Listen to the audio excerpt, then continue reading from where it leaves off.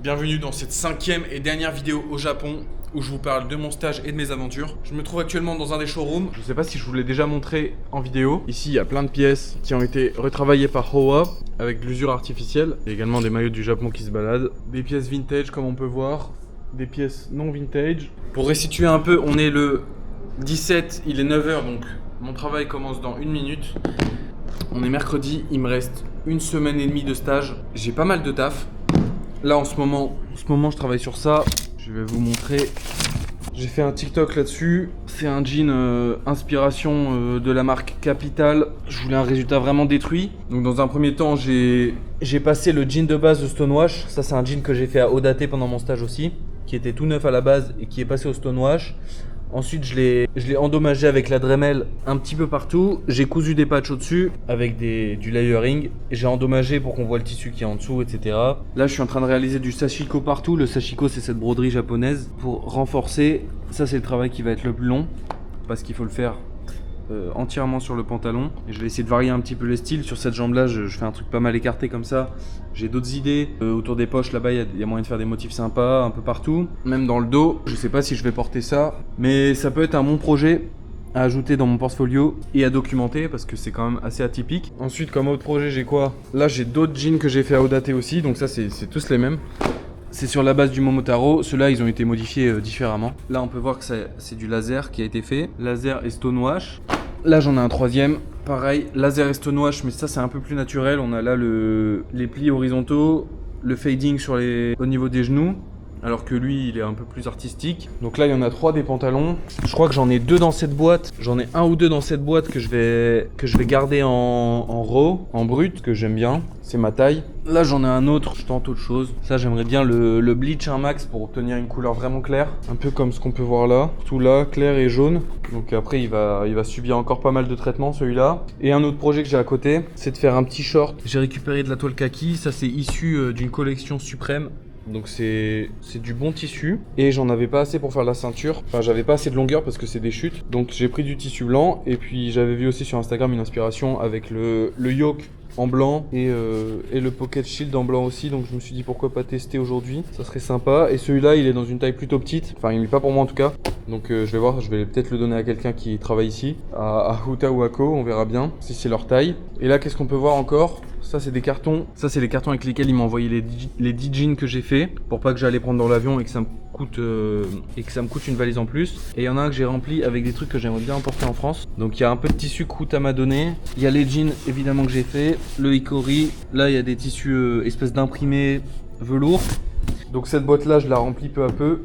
Et je vais tenter de l'envoyer avec la Japan Post. J'ai regardé les tarifs, ça va me coûter cher. Enfin, ça dépend si c'est en bateau ou en avion. En bateau, ça prend 2 mois. Et ça coûte environ 50 € pour 30 kg. Enfin, un colis comme ça coûte 50 balles. Donc ça va. Et il y a un colis qu'il va falloir que j'envoie plus rapidement. Je vais essayer d'acheter du tissu vendredi. Un rouleau de selvage, 1 ou 2 idéalement. À voir en fonction du budget. Et l'envoi, j'aimerais bien qu'il soit express parce que j'en aurai besoin directement à l'arrivée. Mon retour en France parce que j'ai un petit projet qui peut être sympa. Et je peux pas le prendre dans l'avion donc j'ai besoin qu'il soit envoyé rapidement. Et ça c'est 150 €, 30 kilos. Donc voilà, ça va être un petit peu les dépenses à venir. J'essaye un peu de me rationner en ce moment sur la nourriture pour de pas abuser, pour garder de l'argent pour les colis. Et voilà, sinon la vie se passe très bien ici. Tout va bien. Ce matin j'ai regardé le match de la France à 4h du matin. Je suis un peu éclaté. Bis. On est vendredi, c'est quasiment la fin de journée. Il reste officiellement 1 semaine de stage. En vrai, c'était incroyable les gars. Là, je suis en train de préparer les colis qui vont partir en France. Ça, c'est la matière que j'ai pu me procurer. Là, on a du selvage indigo parce que j'ai un petit projet qui arrive. Du selvage noir en stock, il y a de quoi faire 2 pantalons là-dedans. Ça, c'est de la superbe qualité, avec un grammage assez élevé. Et ça, c'est avec un grammage un peu plus léger. C'est plus abordable quand on n'aime pas forcément les pantalons qui tiennent trop chaud ou les pantalons trop rigides. Donc c'est bien aussi. Et après, ça, c'est d'autres tissus qu'il m'a donné.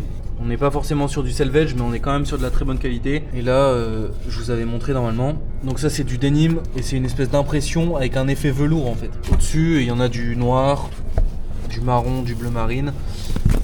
Donc ça, c'est des tissus intéressants. Je pourrais essayer d'en faire quelque chose de sympa avec.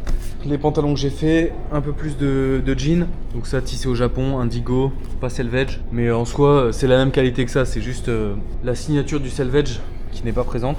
Du hikori, là il y a des pantalons que j'ai fait aussi. Donc tout ça, je vais essayer de les mettre dans un colis. Ce colis là, il est pas assez large pour faire rentrer le rouleau.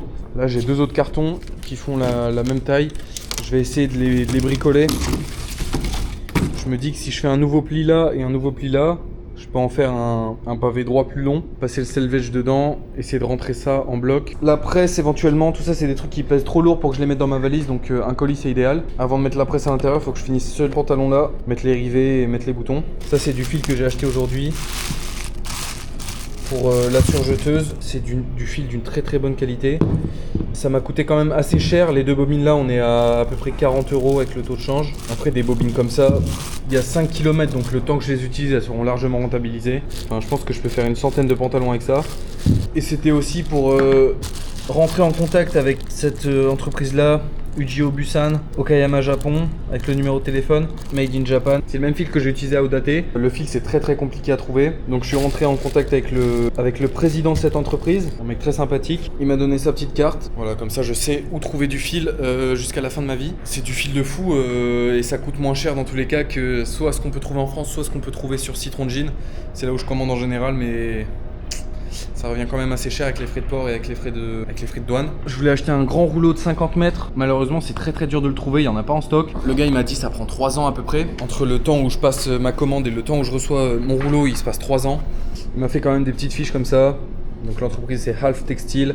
Pareil, numéro de téléphone, le gars j'ai son contact. Il m'a mis les tissus qu'il avait. Ça c'est celui que j'aimerais vraiment avoir. C'est du 12,5 Oz Kibata. Il a une bonne texture. On a un échantillon là aussi avec le fading avec le temps. Et ça c'est celui qu'il a en stock. Là il a un rouleau de celui-là, mais il a un effet glossy, comme vernis un peu. Et j'avoue que j'aime moins celui-là. Même le Selvage ID, on dirait qu'il fait un peu faux par rapport à celui-là. Je trouve qu'il est plus élégant. Mais je trouve qu'il a un plus beau fading par contre. Entre lui et lui, je trouve que lui il est mieux. Celui-là il a un rouleau de 50 en stock, il en a qu'un seul. Mais pareil, ça prend du temps entre le moment où il me dit qu'il a un rouleau et le moment où il va me donner le prix, etc. Je pense qu'il me donnera le prix lundi. Mais bon, je pense que je vais pas prendre ça. Et du coup, celui-là, où est-ce que je l'ai obtenu? J'ai 12 mètres et je les ai achetés à Huta, le mec qui s'occupe de mon stage. Parce que lui aussi, il a une marque de vêtements. Et ça c'est du selvage qu'il avait en stock ici à Howa. Et il a vu que j'étais en galère, donc il m'a proposé de me vendre quelques mètres à un bon prix en plus. Un peu moins cher que le prix où il l'a acheté. Je dois être à 5 € le mètre sur celui-là, un truc du genre. Bon voilà, j'en ai pas énormément, mais pour ce que je vais faire en rentrant en France, ça va être largement suffisant. Le projet c'est de sortir mon premier produit sur ma boutique permanente. Ici normalement quelque part j'ai le dessin, il est où? Voilà le dessin de mon premier produit. J'ai vraiment envie de pousser le truc en fait pour une fois. Même le branding à l'intérieur, les étiquettes de lavage et tout, c'est des trucs que je mets pas forcément pour le moment parce que j'en vois pas forcément l'utilité. C'est dur de s'en procurer des biens, mais pour ce produit là j'ai envie de faire un truc vraiment carré, fini jusqu'à la fin. Même trouver un nom, etc. Le design sur la poche arrière, c'est un truc que j'avais jamais fait. Enfin quasiment jamais fait. Je l'ai fait une seule fois pour un jean à moi, mais en général quand je fais un pantalon, bah là par exemple, je mets rien à l'arrière parce qu'en fait j'ai aucune idée de design à mettre à l'arrière. Et là pour ce pantalon là j'en ai trouvé une, c'est de faire une espèce de 1 comme on peut voir, en référence au nom, le first. Donc ça va être le premier jean que je vais faire. Et il y a un détail que j'aime trop, très à l'américaine, sur la poche arrière, une espèce d'étiquette en carton, comme celle-là par exemple. Et en fait ça c'était agrafé sur les poches à l'arrière. C'est toujours fait pour certaines marques de jeans. Là en l'occurrence c'est du vintage. Et là on peut voir les trous d'agrafe. Je trouve ça vraiment bien, ça fait vraiment branding, ça pousse le truc. Voilà le premier produit que je vais développer en rentrant en France. Je vais essayer de faire une boutique aussi sur Shopify. J'avais déjà essayé plusieurs fois, mais j'avais jamais fait durer le truc, j'avais jamais mis de produit et tout parce que j'étais pas encore déclaré. Donc c'était compliqué de percevoir des revenus. Je pense que j'avais pas aussi le niveau de finition nécessaire. Et là je pense que je l'ai finalement acquis avec ce stage au Japon, pour proposer des produits à la vente et que ce soit qualitatif et que ça vaille vraiment le prix auquel je vais le mettre. Le seul défaut, c'est que j'aurais bien aimé trouver un fournisseur pour chaque matériel nécessaire pour faire le jean. Par exemple, fournisseur de fil, le fournisseur de zip, le fournisseur de boutons, le fournisseur de tissu, pour vraiment avoir le même produit et que dans 10 ans, si je continue à vendre ce produit-là, j'arrive à retrouver les mêmes matières, à retrouver les mêmes matériaux et que le pantalon il soit exactement le même. Là le problème c'est que j'ai 12 mètres de mon tissu. Ce tissu là je le retrouverai peut-être plus jamais. J'aurais bien aimé avoir 50 mètres pour lancer déjà un début de production et puis trouver aussi un contact de quelqu'un qui pourra me revendre un tissu dans 5-10 ans, me revendre le même pour que mon produit reste le même, que ça soit le first. Là malheureusement dans 12 mètres je peux en faire 5, 4 ou 5. Bah ils seront entre guillemets édition limitée parce que les prochains first que je vais sortir, bah je vais trouver un autre supplier qui va me fournir un autre type de tissu. Je vais essayer de trouver un truc vraiment quasiment exactement pareil. Mais bon voilà, j'aurais bien aimé trouver le même. J'ai réussi pour le fil, j'ai réussi pour les boutons, j'ai réussi pour les étiquettes. Il y a juste le rouleau. Le rouleau qui sera uniquement celui-là. Bon après c'est pas grave, je fais une fixette là-dessus mais c'est pas grave. Et un autre truc que j'ai acheté aussi, les gars c'est incroyable, la Kojima, tu peux acheter en physique tout ce dont tu as besoin pour faire un jean, même du matériel professionnel. Ça je sais pas vraiment si ça se trouve en France, en tout cas à Kojima je l'ai trouvé et assez vite. C'est un pied presseur avec un guide à 2 mm, c'est pour faire des surpiqûres. En soi c'est gadget, on peut faire des jeans sans. Mais pour de la production intensive, c'est bien d'avoir ça, ça permet de un peu se libérer l'esprit entre guillemets pour coudre. C'est-à-dire qu'on n'a pas à réfléchir à est-ce que je suis à 2 mm. Voilà, on met le guide et puis ça y va. Et je pense que ça va être très très pratique. Ça fait longtemps que j'en cherche un. Et dans ce magasin là, c'était incroyable. C'était plein de machines vintage, plein de matériel. Il y avait plein de types de pieds presseurs. Et limite, j'ai envie de tout acheter quoi. Il y a des guides pour biais, pour poser le biais. Ça, j'en ai acheté un. J'ai fait une très bonne affaire sur Vinted. J'en ai eu un pour 3 € à peu près parce que j'avais un porte-monnaie de 5 €. Mais en tout, c'était 8 €. J'ai hâte de rentrer pour essayer, pour voir ce que ça donne. Le truc est neuf, donc il devrait pas y avoir de problème. C'est plein de dépenses nécessaires. C'est vraiment de l'investissement. C'est des petits objets. Et ça facilite grandement la vie pour la production. Donc voilà, je suis vraiment content. Je suis vraiment content d'avoir eu la carte du mec qui fabrique ça. Parce que encore hier, j'ai eu un message sur Instagram d'un mec qui me dit ouais, où est-ce que tu achètes le fil et tout. Et j'étais embêté de lui répondre que pour le moment, c'était compliqué le fil. Pour le moment, mon fil de surjeteuse, il vient d'une braderie. C'est les cônes à 1 € là, les gros cônes. Mais le fil, tu sais pas d'où il vient, tu sais pas en quoi il est fait. Enfin, c'est principalement fait en Chine. Le fil est pas très résistant, il est pas très adapté au jean. Là c'est vraiment fait pour. Ça c'est super bien. J'ai aussi trouvé ma presse, je suis content. Donc voilà, et j'ai un petit projet aussi pour le first. Une petite idée de lancement. Je sais pas si je suis autorisé à trop en dire, je vais me taire. Mais en tout cas voilà. Il est 15h50, Rilian qui m'envoie un message. Il faut que je finisse de préparer le carton et que je range la salle. Il me reste 40 minutes, donc je vais raccrocher maintenant. Cet après-midi on va faire un futsal, peut-être que je vous ferai un petit plan ou deux pour vous montrer comment ça se passe. Ciao. J'ai failli à mon devoir. Je devais vous montrer quelque chose mais je sais plus c'était quoi. Là il est 22h30, je rentre au Airbnb. Ouais je sais plus ce que je devais vous montrer. L'avancée de quelque chose mais je sais plus. Je suis un petit peu fatigué les gars. Je sors du restaurant, j'étais avec Ko et un pote à lui qui s'appelle Kanta.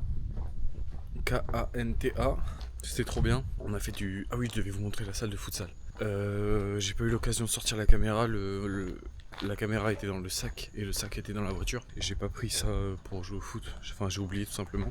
Mais c'était trop bien. Je me suis bien dépensé. Là, on sort du resto. J'ai mangé un chahan. C'est le riz un peu style riz cantonné avec du riz avec des œufs dedans. Il y avait des poivrons. C'était pas mal. Ah, et aussi, on s'est baigné avec eux à Shibukawa. C'est une plage connue à Kojima, enfin entre Kojima et Tamano. Shibukawa Beach, on s'est baigné là. Je suis trop content parce que j'ai le sentiment de vivre cette période à fond. Le fait que je me sois trouvé des amis ici, c'est trop bien parce que si j'avais voyagé tout seul, par exemple, je prends encore comme référence le voyage à New York. J'espère que je suis pas relou avec ça, mais à New York, je me suis pas vraiment fait des amis sur place. Comme je le disais dans la vidéo, la deuxième je crois, ou la troisième, avec Eric Stephen. Et c'est vrai qu'on rigolait pas avec lui. D'ailleurs, je vais faire une petite parenthèse pour m'excuser auprès de lui, même s'il il sera pas au courant. Je l'ai méchamment taclé dans la vidéo, où je dis qu'on rigole pas avec lui et qu'il est vieux. Voilà, je voulais m'excuser parce que pas très sympathique de ma part. Pour ma défense, si je puis me défendre, j'étais dans un moment de rush. Il y avait toutes les viandes qui arrivaient, toute la grillade. Je voulais clore cette vidéo au plus vite pour profiter du moment avec Hutaeko. Et donc j'ai parlé sans trop réfléchir.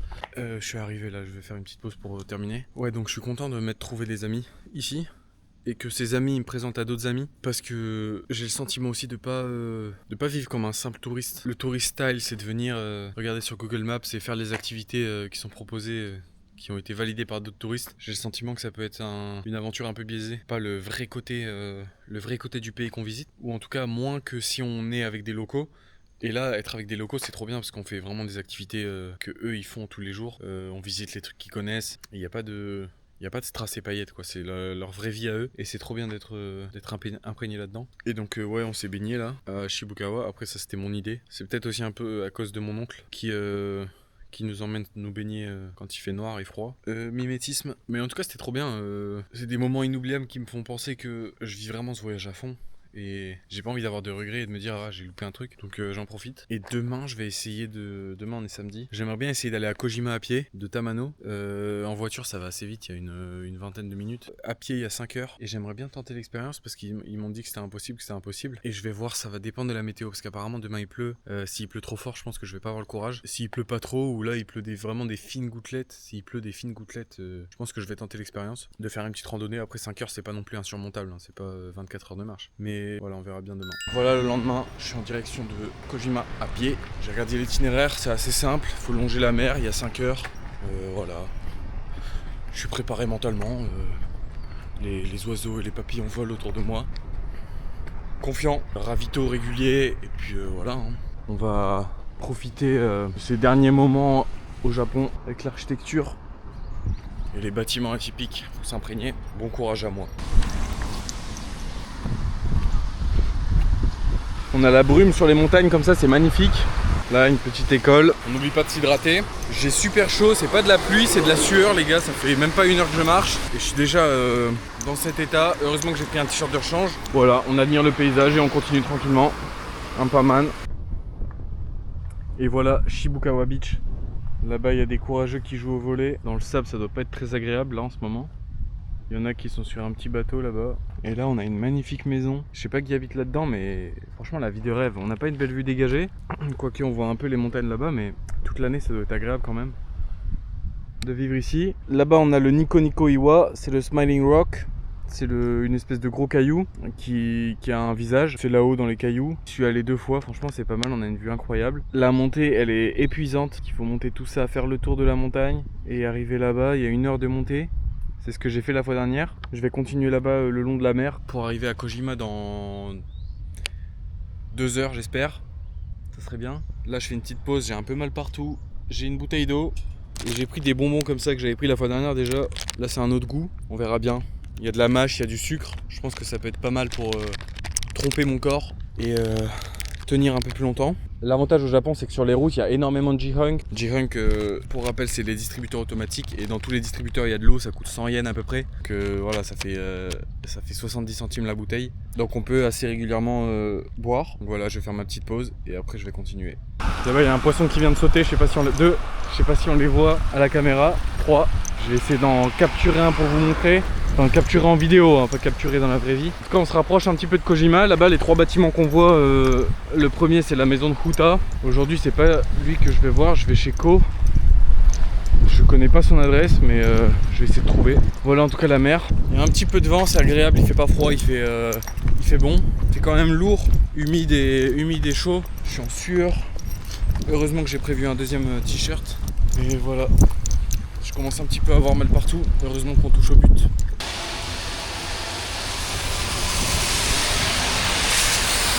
Là il pleut pas mal, je suis trempé, j'ai fait une petite pause sous le pont. Il reste environ 40 minutes pour arriver à la maison de Ko. Donc je vais juste attendre que ça se calme un petit peu et je vais y aller. Et voilà, je l'ai fait. Ok, nice du bout. Je l'ai fait. On est avec Ko. On va aller à la laverie automatique pour mettre ça à sécher. Il m'a passé un fut en attendant. Bravo. Comment faire? Je suis essoufflé. Le colis est là, je le remets dans la voiture. Le colis est enfin prêt. C'était une galère pas possible, j'ai essayé de l'envoyer hier. Mais c'était impossible de faire dans la poste japonaise. Parce qu'en gros pour faire le colis il faut déclarer tout ce qu'il y a à l'intérieur un par un.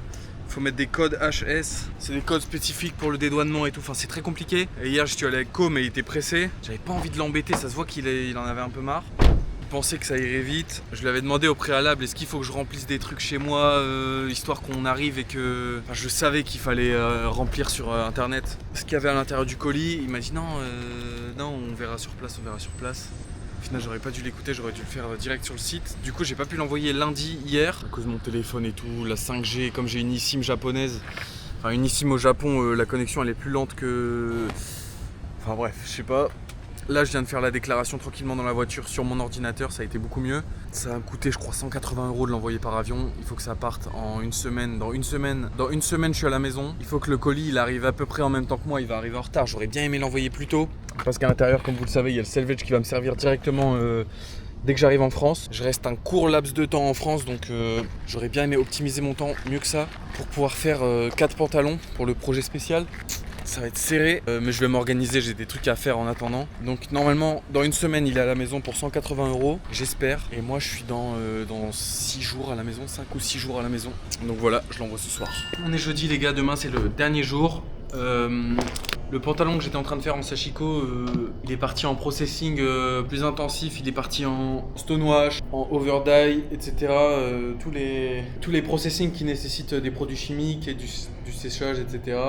C'est parti maintenant parce que demain c'est le dernier jour. Malheureusement il n'est pas fini au niveau des broderies. Donc pour moi la priorité c'est de le laver, stonewash, etc. Et puis après le sashiko je pourrais le faire à la maison. De retour en France. Du coup en attendant j'ai fait ça. En vrai je le trouve incroyable les gars. J'avais vu ça sur Instagram. C'est inspiré d'un truc de Garrison and Jeffries. Lui je sais pas où est-ce qu'il l'a vu mais avec une petite boutonnière à la main. Je trouve que c'est quand même assez clean. Donc en vrai j'aime bien l'idée. Là le marqueur c'est parce que c'est du tissu de récup. Et ça c'est du marqueur ultra indélébile. Ça va pas partir ni au lavage, à rien.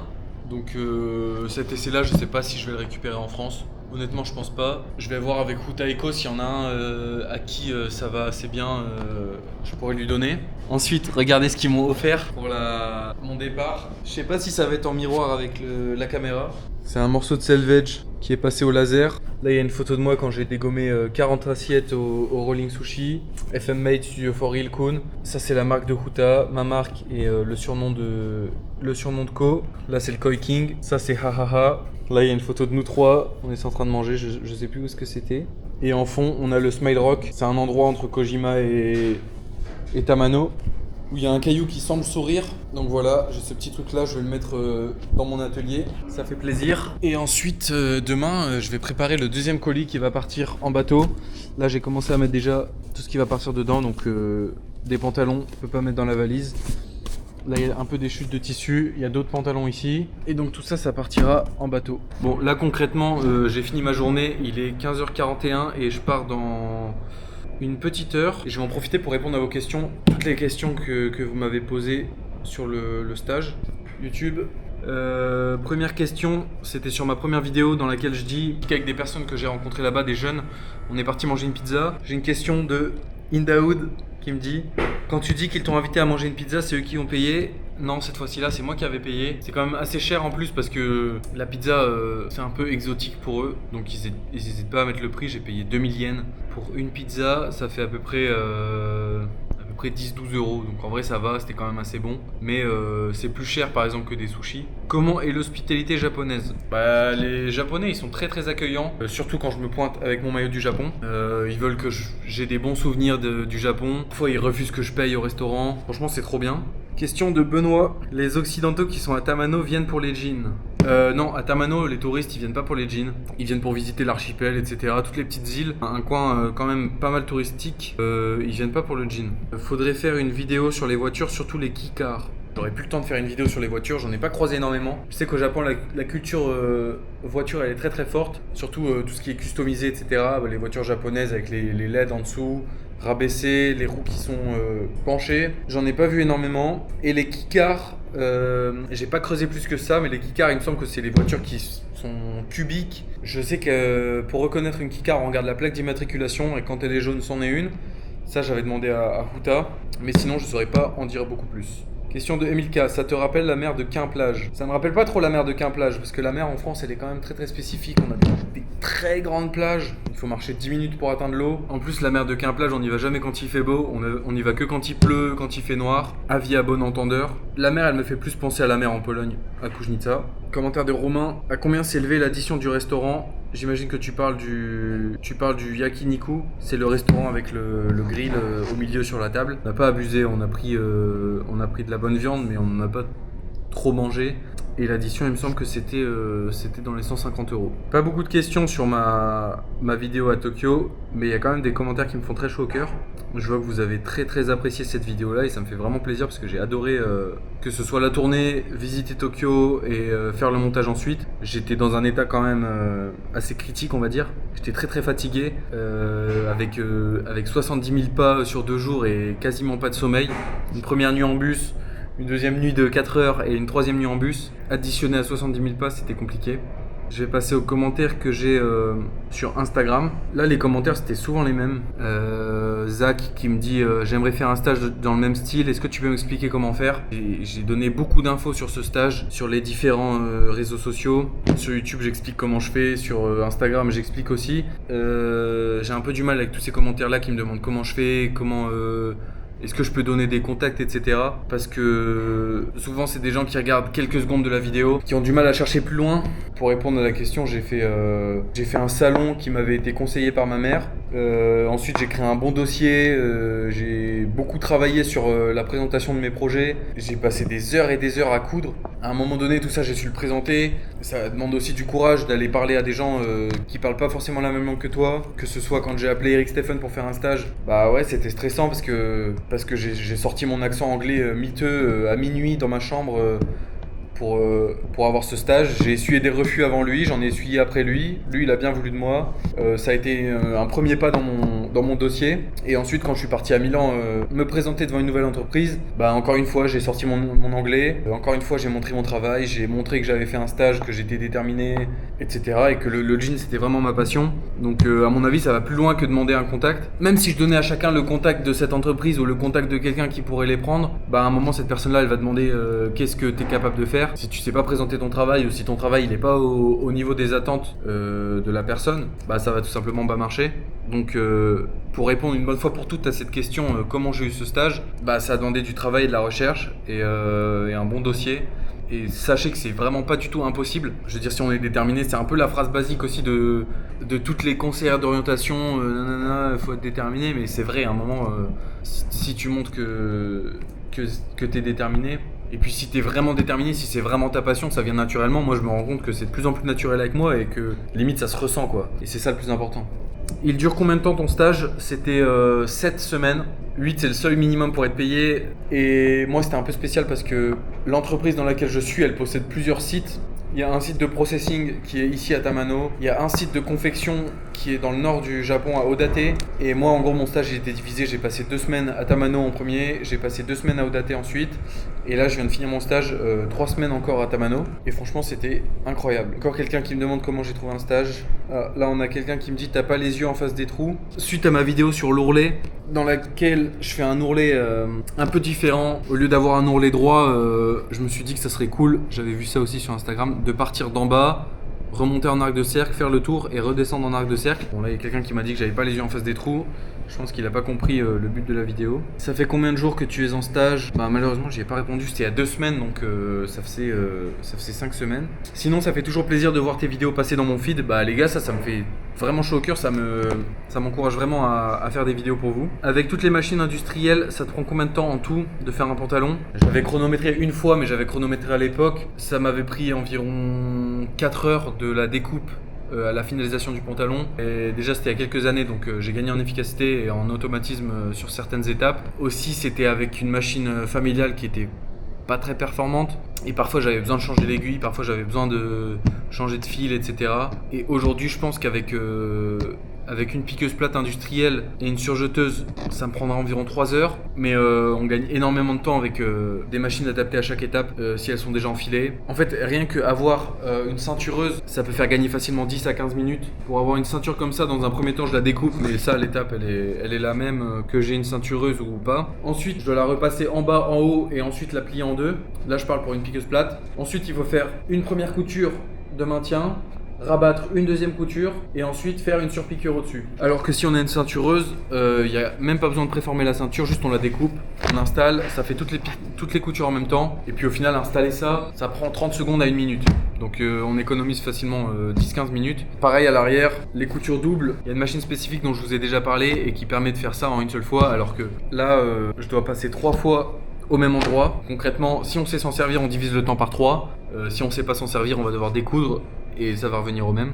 Donc voilà, ça dépend vraiment du matériel, mais pour répondre simplement, environ 3 heures. Pitié, comment on fait pour faire ce genre de stage? Il y a un autre truc qui m'énerve, les gars. Bon, après, c'est internet, c'est tout, mais là, il y a quelqu'un qui commente la vidéo dans laquelle je montre le pantalon Sashiko. Et l'idée, comme vous le savez, je vais vous sortir le livre référence. L'idée, c'est d'obtenir vraiment un truc comme ça, un pantalon de clodo, littéralement. Avec des empiècements, du rapiessage, etc. À la base, je suis parti d'un pantalon que j'ai fait à Audate. Dans un premier temps, j'ai rajouté des morceaux au-dessus que j'ai pré-piqués. Ensuite, je suis parti à la Dremel et j'ai un peu tout troué, etc., tout usé. Et la troisième étape, c'est de faire tous les points finaux avec l'aiguille et le fil. Et il y a quelqu'un qui me dit, j'aurais fait l'inverse parce que vu comme ça, à mon avis, ça fait tache. J'aurais mis le layer du dessus en dessous et détruit la première couche. Puis ensuite fait du boro par-dessus. Plus simple, plus esthétique, plus propre. Bon. On est sur internet, il a le droit de donner son avis, il a le droit de commenter, etc.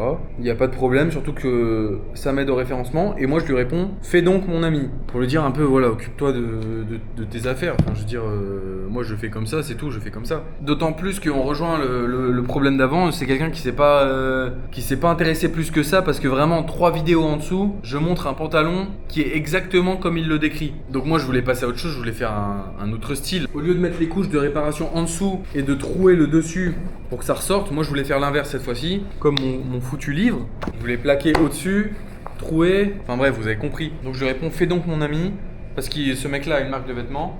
Et il me répond, c'est bien si tu l'as déjà fait. Moi aussi je l'ai déjà fait, mais bon, si t'avais eu le courage de regarder plus bas, t'aurais vu. Et je vais passer aux commentaires de TikTok. Bon, les TikTok, les commentaires, c'est tous les mêmes. C'est les gens qui me demandent comment j'ai fait pour avoir le stage. YNG Bird qui me dit, c'est trop bien, on peut trouver ça quelque part en France, en parlant du produit chimique que j'applique sur les jeans pour passer de ça à ça. Ça s'appelle de l'hypochlorine et ça se trouve dans les magasins de bricolage. Il faut l'utiliser avec des gants et avec un masque parce que ça fait des vapeurs et c'est pas très bon pour le corps. Ah là on a une bonne question, je vois pas ton prénom, c'est juste un emoji papillon. C'est trop intéressant, je sais pas si tu l'as déjà fait. À ton avis, c'est quoi les critères principaux pour faire un bon jean? Ça c'est une question que j'ai bien aimée et franchement j'ai pris plaisir à y répondre. Pour faire un bon jean, il y a beaucoup d'éléments qui rentrent en compte. Il faut un bon tissu parce que si t'as un jean avec de l'élastane dedans, bah déjà on peut pas appeler ça un jean et puis c'est pas un truc qui va tenir dans le temps, ça va être plus confortable, etc., plus facile à enfiler, ça je suis d'accord.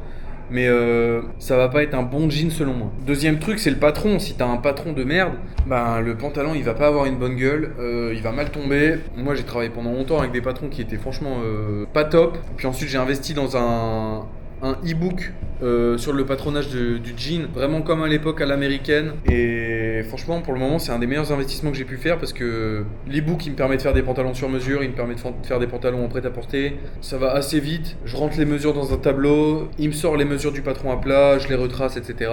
Vraiment pratique. Le truc le plus important pour faire un bon jean, c'est quand même de savoir coudre. Si tu sais pas coudre droit, tu vas avoir un problème de pantalon. Il y a des trucs qui vont se découdre, il y a des trucs qui vont pas tenir, etc. Et puis esthétiquement ça va pas être beau. Coudre droit c'est peut-être moins compliqué que patronner un bon patron. Je vois énormément de gens sur Instagram aussi qui font des pantalons comme moi. Et donc ils cousent. Les coutures elles sont vraiment bien. Enfin tout est droit, il y a des gens qui ont des machines très très adaptées.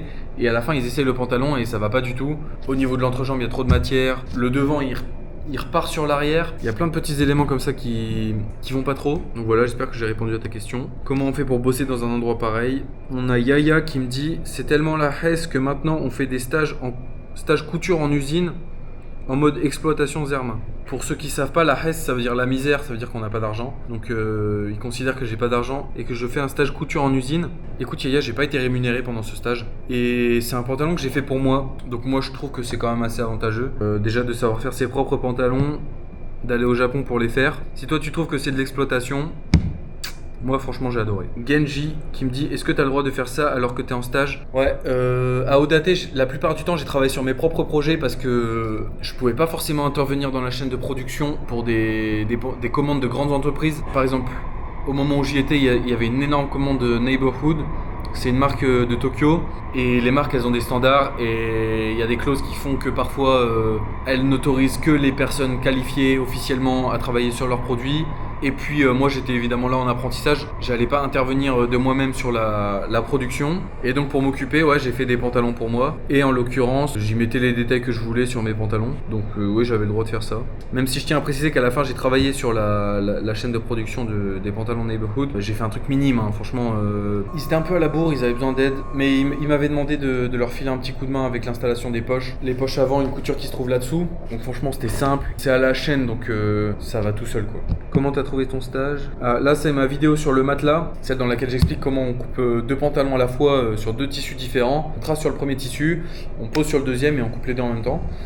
Et il y a Kanawonka qui me dit bah c'est logique, ils font pas ça en France. Donc moi j'ai répondu si, c'est utilisé dans l'industrie, c'est ce que j'apprends en cours. Là c'est un petit matelas, j'ai fait avec deux tissus, mais dans l'industrie c'est utilisé avec des quantités immenses de tissus.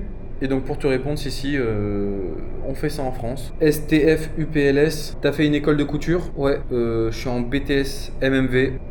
BTS métier de la mode et du vêtement. Et on apprend la couture, etc. Et on apprend notamment le matelassage que je vous montre dans cette vidéo. Comment t'as fait pour trouver ce genre de stage? J'avoue, comment t'as fait pour trouver un stage au Japon? Je pensais que t'allais flop, mais c'est méchant. Pour la transformation de la salopette Icori en pantalon. Bah écoute, SMZ, y a pas de flop ici, y a pas de flop. C'est tout. Zozi qui me dit coucou, plusieurs questions. Tu fais ton stage dans quel contexte? Université? Et aussi ton stage dure combien de temps? BTS MMV, mon stage dure 7 semaines. La vidéo est quali, ça mérite plus de visibilité. Bah oui, ça c'est clair. Hein. Petite question, à quoi ressemblent les finitions intérieures du pantalon? Du pantalon rapiécé, bah globalement ça ressemble à ça. Voilà à quoi ça ressemble. OMG, trop bien, comment t'as demandé ton stage? Comment t'as trouvé ton stage? Comment être pris? Comment être logé? Comment être logé? Vous allez sur Airbnb, moi c'est ce que j'ai fait. Tu tapes sur Airbnb la ville et tu compares les prix, le confort que tu veux, etc. Je vais pas vous apprendre à prendre un hôtel. Et après, j'ai aussi eu énormément de DM sur cette période. Là, par exemple, il y a Daves qui me dit « Je fais jamais ça, mais pour le coup, tes vidéos et ton apprentissage sont vraiment motivantes et encourageantes. Je me gratte les veines en attendant le prochain vlog. Merci d'exister. Question, quelle étape dans l'assemblage d'un pant tu préfères et laquelle tu redoutes / détestes faire ?» Pareil. Question très intéressante. Déjà merci pour la force, pour l'encouragement. Ça peut paraître de rien, mais bon, je me répète un peu, mais tout ça, ça motive à allumer la caméra et à vous parler. De voir que ça vous intéresse, ça fait très plaisir. Quelle est la meilleure étape et la pire étape? Moi, j'aime toutes les étapes de la fabrication du pantalon. Franchement, je prends plaisir à tout, que ce soit dans les coutures de structure ou dans les coutures d'esthétique avec les surpiqûres, etc. En tout cas, je peux dire que une des plus satisfaisantes, bon là c'est pas selvage, mais une des plus satisfaisantes, c'est cette couture-là. Quand on vient mettre les deux selvages bord à bord et qu'on vient piquer, je trouve ça quand même pas mal satisfaisant. Et la pire par contre, je sais vous le dire, j'en parle tout le temps, c'est la ceinture. Quand on n'a pas la machine adaptée, comme je vous l'ai dit plus tôt dans la vidéo, ça nécessite de faire 3 passes. Et surtout, ça peut créer pas mal de problèmes. Par exemple là, on peut voir, je m'applique du mieux que je puisse. Si on relève ce bord là, on peut voir la couture de structure en dessous. Bon là, elle est quand même assez bien cachée, mais parfois quand on a un fil qui contraste et quand on n'est pas très attentif, ça peut arriver que la couture elle ressorte en dessous et qu'on la voit. Ou bien si on gère mal la tension, ça c'est très technique, je sais pas si vous allez comprendre, mais une fois qu'on rabat la ceinture au-dessus pour la surpiquer, si on gère mal la tension, ça peut arriver que la ceinture elle twist et qu'on obtienne un résultat un peu comme ça. Je sais pas si on peut voir, il y a des espèces de plis. C'est qu'en fait la ceinture quand elle est rabattue, elle est pas rabattue en face, elle est rabattue de biais à cause du pied presseur, etc. Si ça presse, ça peut emporter la matière un peu plus loin et donc décaler le tissu au fur et à mesure. Donc en fait, pour résumer, c'est très facile de rater cette étape-là et de recommencer. Donc pour moi, c'est la pire, tant qu'on n'a pas la machine. Mais à Odaté, j'ai utilisé la machine qui est faite pour. Et là, c'était un réel plaisir. C'est vraiment satisfaisant, en fait, ça va tout seul. Surtout après des années à galérer sans la machine. Une fois qu'on l'a, c'est franchement un plaisir. Donc voilà, c'était le dernier commentaire. La caméra est méga chaude. Ce soir, c'est repas chez Co. On va manger des brochettes de poulet. On va jouer à des jeux de cartes, je vais essayer de leur apprendre le Kems et le président. On verra bien ce qu'ils en pensent. Et j'ai un problème, on est jeudi, demain c'est le dernier jour de stage. Samedi, j'ai l'avion à 19h pour retourner en France. Ensuite, je passe la nuit à l'aéroport de Tokyo et j'ai mon avion Tokyo-France à 8h du matin. Le problème, c'est qu'il y a une alerte typhon en ce moment sur le Japon. Et donc, il y a des chances que l'avion décolle pas. Déjà, ça fait 2 jours qu'on a une pluie torrentielle. Ah bah, regardez. Ça fait 2 jours qu'il pleut non-stop. Là, il a plu toute la nuit, les gars. Si l'avion décolle pas, ça va vraiment être chaud. Donc j'espère qu'il va pas m'arriver de bêtises. Après honnêtement, je préfère que l'avion décolle pas plutôt qu'il décolle avec des risques. En tout cas, je vous tiens au courant. Et voilà, mon aventure au Japon touche à sa fin. Mon sac est là, je suis explosé. J'ai pris l'avion là de Okayama à Tokyo. Malheureusement, ma correspondance elle se fait pendant la nuit. Donc là, j'ai plus ou moins 12 heures à tuer à Tokyo à l'aéroport. J'ai nulle part où dormir. Enfin, il y a les bancs dans l'aéroport, mais c'est vraiment pas confortable. Là, je fais un petit tour dehors pour m'aérer. Il est 22h40. L'avion est demain à 8h. Ça va être très long, surtout vu mon état de fatigue. Et ensuite enchaîner avec 12 heures ou 13 heures d'avion, ça va être compliqué.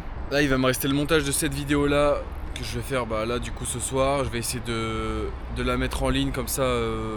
Elle sera disponible avant que je rentre. J'ai aussi un rapport de stage à faire pour les cours. J'ai 2 pages à faire en anglais. J'ai une trentaine de pages à faire en français. Je vais aussi entamer ça. Et puis sinon, je vais essayer de me reposer, de dormir un peu. Voilà, j'ai pas envie de faire un débrief trop long parce que vous savez déjà tout. C'était super. C'était trop bien de m'être trouvé des amis, etc. Je leur ai dit au revoir tout à l'heure. C'était un peu triste, mais c'était qu'un au revoir. Je pense que je vais remettre les pieds au Japon. Il y a énormément de choses encore à faire ici. Surtout dans le domaine du jean. Travailler avec des fournisseurs, etc. Ou même trouver de la clientèle, ça peut être une bonne idée de travailler avec le Japon. Et puis j'ai énormément évolué en termes de jean, avec surtout ce que j'ai vu à Odate. Un petit peu le processing, même si ça me concerne moins, parce que c'est pas forcément des choses que je vais mettre en place pour ma marque de vêtements. Ça nécessite du gros matériel, des grosses machines pour laver les jeans.